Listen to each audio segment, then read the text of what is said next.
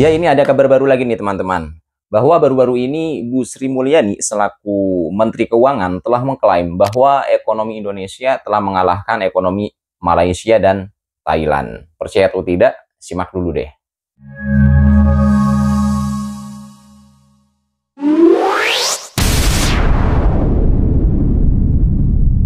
Kadar pertumbuhan KDNK Malaysia suku pertama 2025 baru je diumumkan dan dia berada pada 4.4%. Jadi adakah angka ni satu angka yang baik ataupun tidak baik? Okey, jom dalam video ni kita bincangkan sama-sama. Pertama sekali kita kena terimalah yang keadaan ekonomi global sekarang ni tengah agak huru-hara dengan perang tarif dia, inflasi makanan dia dan juga ketidaktentuan pelaburan. Jadi angka 4.4% ni dia menunjukkan yang ekonomi Malaysia ni dia masih steady dan bernafas lah. Dan kalau kita tengok pendorong utama pada pertumbuhan ni adalah perbelanjaan isi rumah. Iaitu yang korang pergi kedai hari-hari belanja dekat kedai makan tu semua. Tu semua perbelanjaan isi rumah lah. Dan juga pasaran kerja yang kukuh. So apa maksud dekat sini? Maksudnya rakyat Malaysia ni dia masih ada kemampuan berbelanja dan masih ada kerja. Ini dua indikator penting untuk mengekalkan momentum ekonomi domestik lah. Akan tetapi, ada juga benda yang kita kena risau dan tengok dengan teliti. Contohnya macam pelaburan swasta walaupun dia meningkat 9.2%, sebenarnya dia masih perlahan berbanding dengan suku sebelumnya. Dan kalau kita tengok juga yang paling ketara sekali, ekspor kita jatuh daripada 63.6% kepada 19.6%. Dan ini satu kejatuhan yang agak besar jugalah. Dan lagi satu, kita juga kena alert yang Bank Negara Malaysia ada juga bagi soft reminder yang mana ramalan pertumbuhan tahun 2025 mungkin kena revise ataupun kena turunkan sikit daripada sasaran awal kita, iaitu pada sebelum ni kita sasarkan antara 4.5% hingga 5.5%. Dan lagi satu, ni juga bergantung besar kepada sama ada rundingan dagangan kita dengan AS akan berjaya ataupun tidak. Sebab kita kena tahu sejak Trump mengumumkan yang reciprocal tariff tu, lebih 68% ekspor Malaysia sebenarnya terkena tempias timbal balas ni.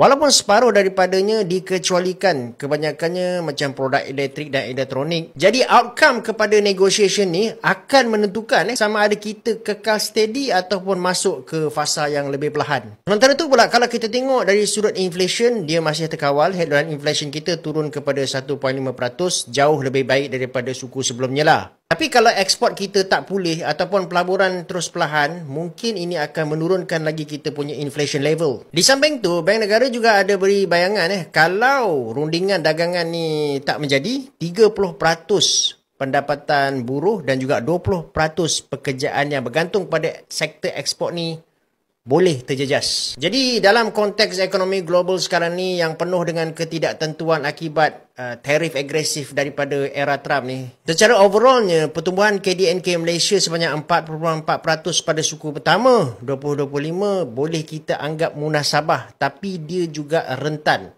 So apa maksud dekat sini? Dia mencerminkan ketahanan dalam hasil perbelanjaan isi rumah kita dan pasaran kerja yang stabil. Akan tetapi, dia masih tak cukup kukuh untuk menjamin pertumbuhan mampan ataupun kita panggil sustainable growth kalau ketegangan trade war ni terus berpanjangan. Jadi, apa yang kita berharap adalah hasil daripada negotiation Malaysia dan juga Amerika Syarikat ni akan dapat hasil yang positif sebab pertumbuhan ekonomi kita pun bergantung kepada sama ada negotiation ni berjaya ataupun tidak. Baru-baru ini kita boleh lihat berita yang mengatakan bahawa KDNK untuk Malaysia telah bertumbuh sebanyak 4.4%. Tetapi persoalan yang bermain di dalam minda saya adalah kenapa ramai terpaksa meminjam semasa ekonomi kita bertumbuh. Bukankah kalau ekonomi bertumbuh, syarikat-syarikat akan lebih untung? Dan apabila syarikat-syarikat lebih untung, mereka boleh bayar gaji yang lebih. Dan apabila ini berlaku, kita sebagai rakyat Malaysia akan jadi lebih kaya dengan kenaikan gaji. Tetapi kalau kita lihat data untuk Buy Now Pay Later, ia menunjukkan trend yang agak menakutkan di mana bilangan pengguna kian lama kian meningkat. Selain daripada itu, amount transaksi telah mencecah berbilion-bilion ringgit. Dan data kedua adalah beberapa minggu sebelum ini mantan Governor Bank Negara Malaysia telah berkata bahawa gaji sebenar rakyat Malaysia telah susut nilai sebanyak 3 kali ganda dalam 40 tahun. Tetapi apa pendapat kamu? Ya, saudara, pertumbuhan ekonomi negara yang berkembang pada kadar 4.4% pada suku pertama 2025 mencerminkan prestasi ekonomi negara kekal stabil meskipun berdepan ketidaktentuan geopolitik dan ekonomi global. Bagi memastikan pertumbuhan ekonomi terus mampan, kerajaan perlu memastikan dasar-dasar yang direncana seperti dasar peralihan tenaga dapat dilaksana mengikut tempoh ditetapkan. Beliau turut sambut baik sasaran pelaburan hampir 25 bilion ringgit oleh syarikat berkaitan kerajaan untuk mengukuhkan pertumbuhan domestik.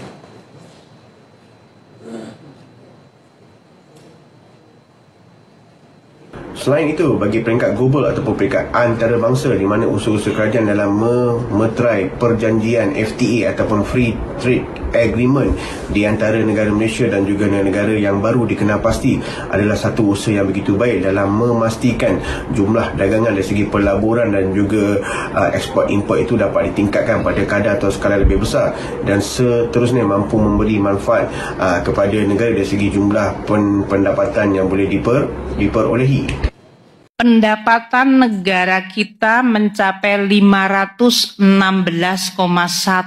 triliun rupiah.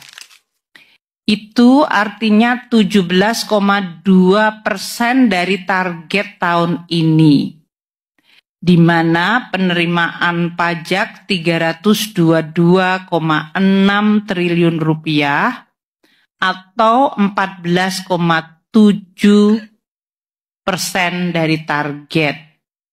Jadi kalau kita lihat pendapatan pajak tadi 322, untuk kepabeanan dan cukai akhir Maret 77,5 triliun atau 25,7% dari target. Sedangkan PNBP, penerimaan negara bukan pajak, mencapai 115,9 triliun atau 22,6% dari APBN yang diatur di Undang-Undang 62/2024. Kalau teman-teman wartawan media melihat posisi pendapatan negara di bulan Februari 316,9 triliun.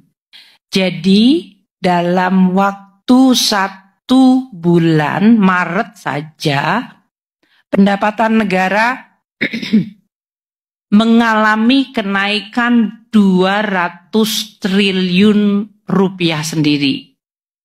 Januari, Februari 316, itu berarti rata-rata mungkin di bawah 150-150-an. Untuk Maret saja terjadi kenaikan pendapatan negara 200 triliun sendiri. Ini terlihat di pajak 187 naik ke 322,6. Kenaikan positif yang menggambarkan bahwa tren yang selama ini menimbulkan cukup perhatian dari media, dari pengamat, dari para investor mengenai penerimaan pajak kita yang mengalami tekanan di Januari-Februari sudah mulai menunjukkan suatu pemulihan yang cukup meyakinkan. Mungkin saya ulang sekali lagi, growth untuk kuartal 1 2025 4,87, kalau digunakan satu digit adalah 4,9%. Beberapa negara yang sudah mengumumkan growth kuartal 1, kita lihat di sini, Indonesia relatif masih terjaga, Vietnam masih di 6,9, Cina masih di 5,4%, Filipina di 5,4, kita di 4,9, Malaysia di 4,4%. Ini pertumbuhan kuartal 1 2025. Kalau kita lihat beberapa negara seperti Malaysia ini penurunannya cukup tajam dari tahun lalu, kuartal 2 2024 hingga sekarang kuartal 1, penurunannya menurun cukup tajam.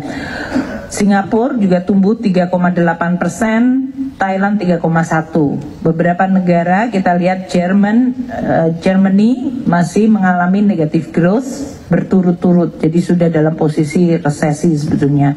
Korea pun juga mengalami pertumbuhan negatif 0,1. Untuk Meksiko di 0,8, Prancis 0,8, Italia 0,6. Di tengah badai ekonomi global yang mengguncang banyak negara, Indonesia berdiri tegak, bahkan berlari lebih cepat dari tetangganya. Dengan pertumbuhan 4,9%, negeri ini bukan hanya sekadar bertahan. Indonesia melawan arus, ya.